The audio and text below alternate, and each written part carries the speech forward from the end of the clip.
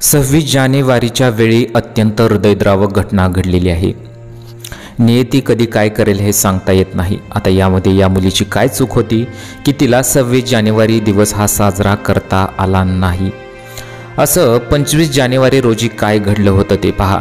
मन हेलावून टाकणारी ही घटना काय आहे ते पाहूया। त्यापूर्वी तुम्ही चॅनलवर पहिल्यांदा आला असाल तर चॅनलला जरूर सबस्क्राईब करून घ्या। आता मुलगी महिमा ही दहागावच्या स्टुडंट वेलफेअर इंग्लिश मीडियम स्कूलमध्ये 9व्या वर्गात शिकत होती।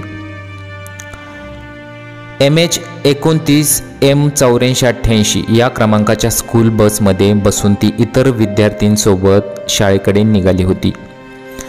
दरम्यान एका वाहनाला ओव्हरटेक करताना ही स्कूल बस झाडावर आदळून उलटी झाली।